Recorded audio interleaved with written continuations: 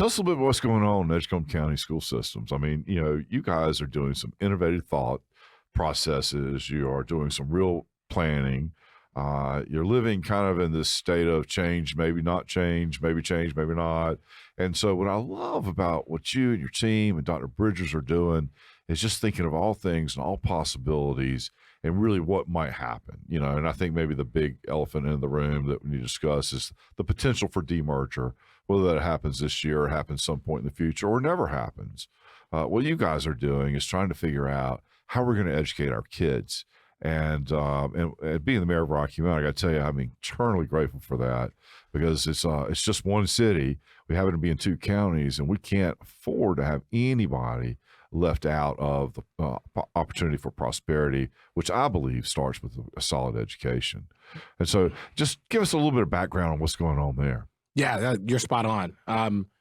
One of our deep beliefs is that every kid deserves a phenomenal educational experience. Right? They deserve to have access to or begin thinking about what's a good life for them. And our schools must prepare students for just that. Right. And we also are responsible for ensuring like every kid gets exactly what they need at the time they need it to be successful in this particular moment and moments ahead. Right. And to that end, like we have a phenomenal superintendent who's leading big work towards those aims. Right. So Dr. Bridges had an opportunity to serve under Dr. B for some time now. So I was the principal at North Edgecombe for some time, but we also tried a bunch of things, like launched a bunch of big ideas. They worked, they created like phenomenal outcomes for our young people. But we have a superintendent who allows us to have the flavor and who also has like innovation DNA. Right.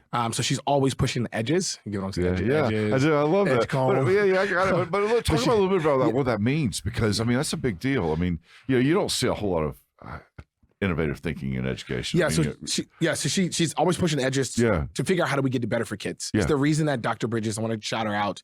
It's the reason that she is the state's like superintendent of the year. Hey, I'm a fan. You don't have to tell me. She's a raving fan, but I also want to know. I will let folks know that, like, I think I want to give her flowers because she's doing phenomenal work for children. Right. She has innovation mindset.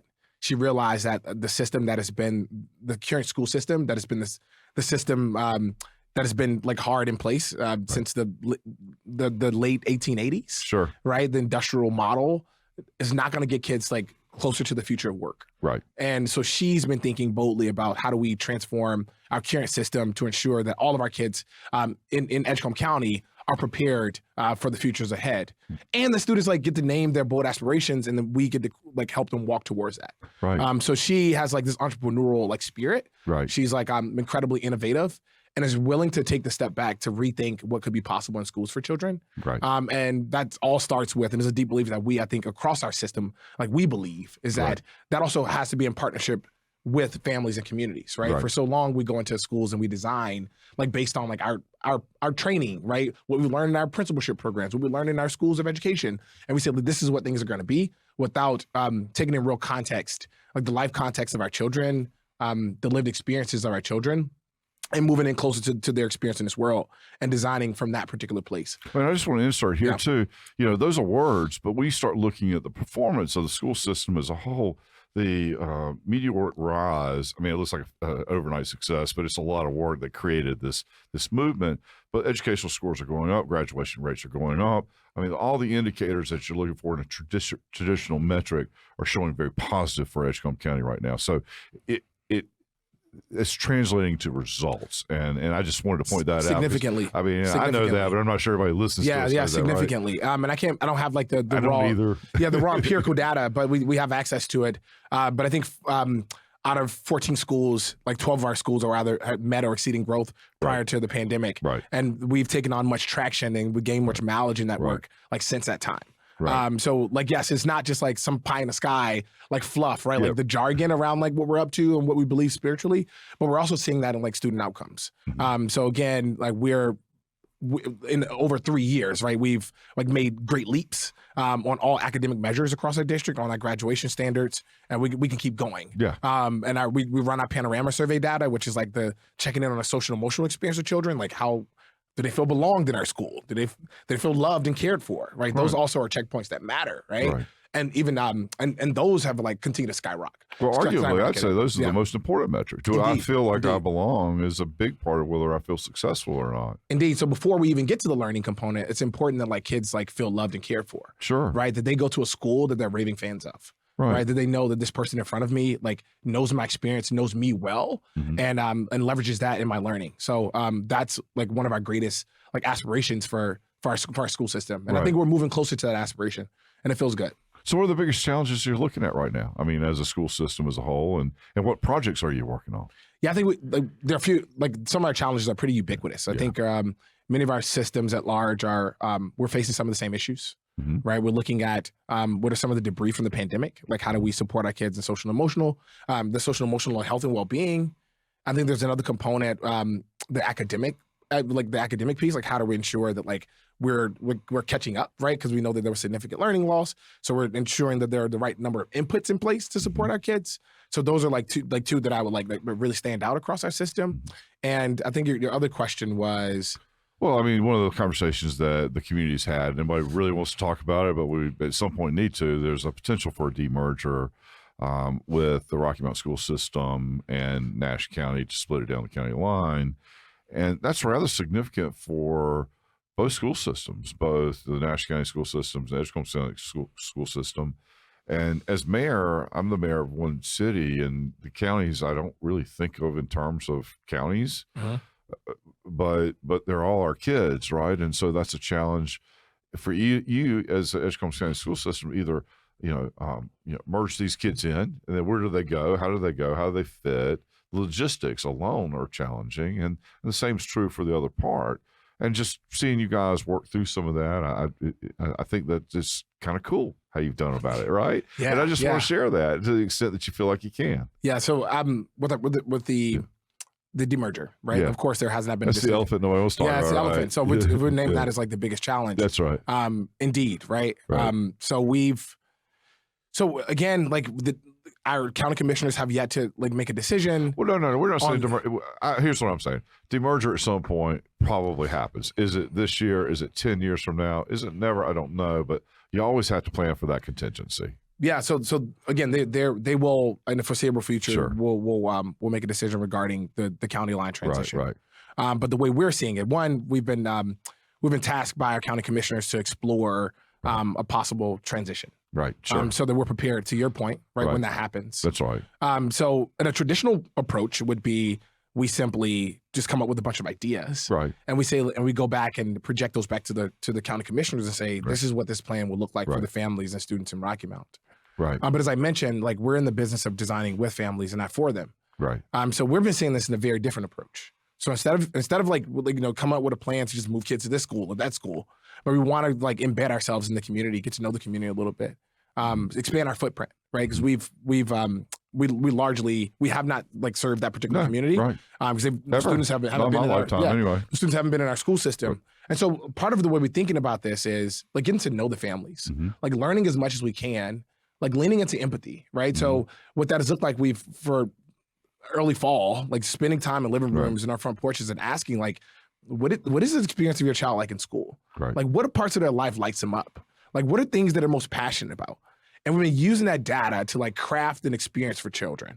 Like what things feel more hard? What do they want less of? What do they want more of? Right. And asking young people the same thing. Like what do you want more of? What do you want less of? And we're using that as like fodder for a design. Sure. So we've been taking the information that we've been able to collect and turning that over into a phenomenal innovation plan. So what kind of anecdotally, what are you kind of hearing, without trying to hold your feet to any particular statistic? Yeah. But, like families want like bold new experiences. Okay.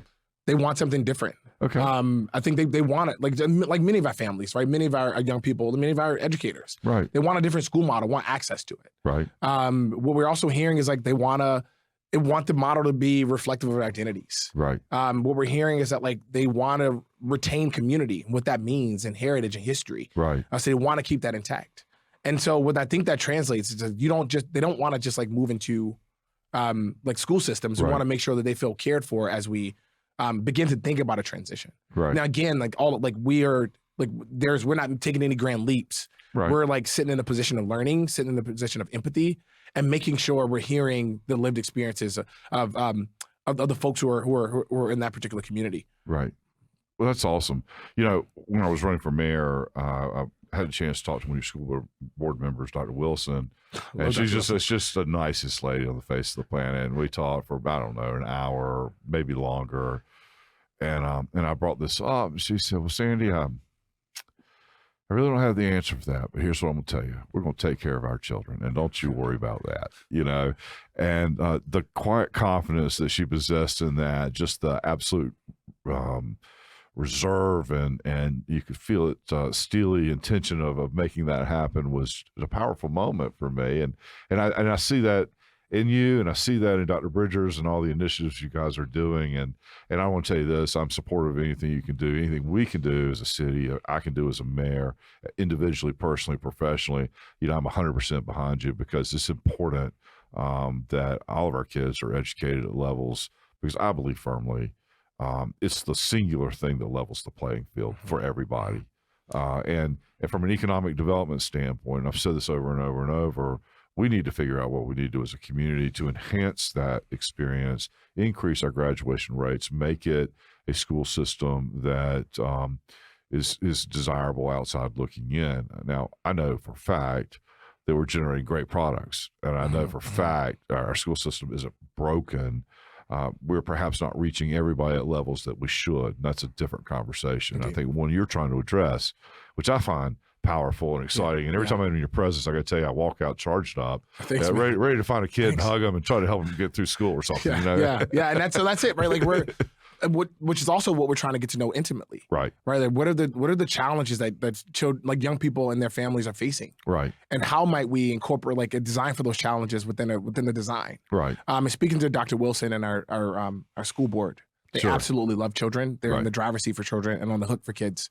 And if Dr. Wilson's any indication, there's no question in my mind. Which creates the runway for like our superintendent, for our school system, to do big work for kids, right? Big, bold work for children. Right. And in fact, Dr. Wilson is on our design team. Okay. So we've also have a broad collection of like stakeholders. Right. So we have parents, we have students, we have community leaders, we have educators who are all on our design team. And this particular group is tasked with one exploring what could school, what are the possibilities for school models. Sure. They're tasked with interviewing students and families themselves, like ones they're close to. Right. These are folks who are megaphones in their communities. Right. So they're entering spaces and the corners that like we might not like be able to enter. Right. And so we've been able to like take those voices and like include them inside of a plan to design one, and then loop back around and ask families and kids, like, is this what you ask for? Right. Is this what you wanted to be true? Right. So again, in the case that like a transition does happen, we like families and our young people don't feel like things are happening to them,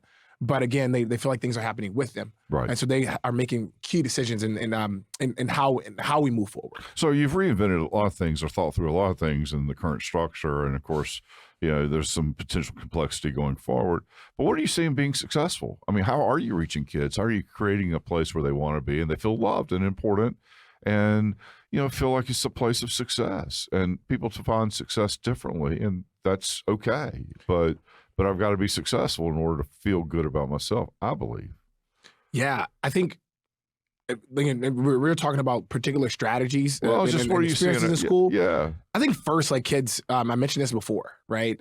Kids have to have folks in buildings that they walk into those buildings and they feel loved. Okay, immediately. Because we're like kids, again, you know how the brain works, right? Kids must feel safe, then they feel loved, and then they're ready to learn. Right. If they don't feel safe first, right? They don't feel like it's a safe environment, that like we're protected, my identities are celebrated, my experiences is well known, then I'm not prepared to learn. Right. If a kid is always flared, right, their amygdalas are up and they're acting out of like a traumatic experience. Right. Like kids aren't prepared to learn. They can't live in their prefrontal cortex. Right. So the way we're thinking about learning is like, how might we connect all these factors, right? Like, how do we bridge, like, what are the motivational factors for children?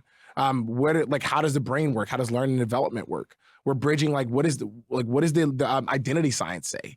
Like what is the cult? Like how do we design around the students' culture so the kids have these like safe buffers along the way so that they're prepared to learn. Right. So we look at like particular parts of our design, right? Like many of our schools have advisories now, where students have like one person that like they connect with each day. Yeah. So back up advisory. I mean, you just but I think that's a huge component. I've seen it in many schools, but I'm not sure everybody understands what that is. So yeah. Before you just dance over that one, just break that down for folks listening. Yeah. So students get to choose like. So essentially, who's your favorite teacher? Like, who do you remember? Jackie Pash, first grade teacher, loved her to death. Just made me see a world that was different and bigger than I think that I was prepared to at 6 years old. And her name's Miss Paxton? Pash. Miss Pash. Yeah. And so, but did you have Miss Pash in second grade? I had her in first grade. I did not have her in second grade. Nor third grade? Nor third. Just imagine if you can have Miss Pash, first grade, second grade, third grade, fourth grade, fifth grade, and she loops with you each year. Right. You know Miss Pash love you. You feel seen with Miss Pash. Sure. You feel heard. Sure. She knows your experience at school. She probably named your mom, your dad. Right. She probably named like what food you like, what food you don't. Sure. What types of sure. comics you listen, you read. Sure. And so that's kind of the hope, is that students continue to fall in the arms of like their angel in nursery, the person that like they feel the most connected to, because we want to make sure that every kid in the building feels connected to at least one adult. Right. And I think the kids deserve that, and I think all of our schools can design for that. So in Edgecombe County, largely, we've been creating those level of connections because we believe those connections could walk you through hard moments, could walk you, could celebrate you in times where you need to be celebrated and feel good about things that you're up to in the world. I could just see something's wrong. Exactly. So we're trying to figure like how do we ensure that kids have these like critical connections through the school, these critical relationships, and not just with a single adult, but how do we continue to create these moments where you can feel belonged, right? Like where you feel loved by a small group of students, because we believe like those particular like moves, right? The design moves, like how we like are structurally designing school, prepares kids better to do math well, right? To learn history well, to learn science well, so forth, so on. So really what you call an advisory is that what old school would be a guidance counselor who just basically is with you on a consistent basis, but track with you for multiple years in an environment other than just that sit across your desk. What do you want to do? Yeah. All right, this is my 15 minutes with you this year.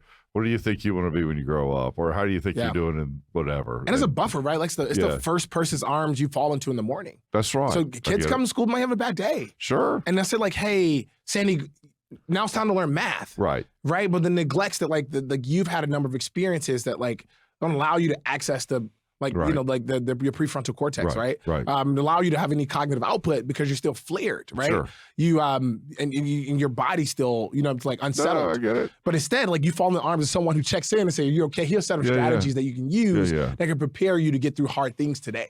Right. And so we believe that like that onset, like that particular, that particular starting point allows the student to like flourish. And just call those coping skills. They help you throughout the rest of your life, right? We all have bad days. We all have traumatic experiences. We all live that at some point, and yet we're still expected to achieve and still expected to move forward on a day-to-day basis. And that's huge. And in classrooms, it gets really technical, but in classrooms, we're often trying to put like new stimuli in like students like short-term, their working memories, right? With hopes to like transition to their long-term memories. Right. And obviously this takes like intentional moves in classrooms, intentional moves by way of like our system leaders, our school leaders. Right. However, right, we know that like our kids are up against a number of other things, right? My girlfriend just broke up with me. Right. Or like I just had a falling out with my sibling. My parents had a fight or whatever. Or I'm trying to figure out this new passion. I liked guitar yesterday, but today I see myself as a clarinet player.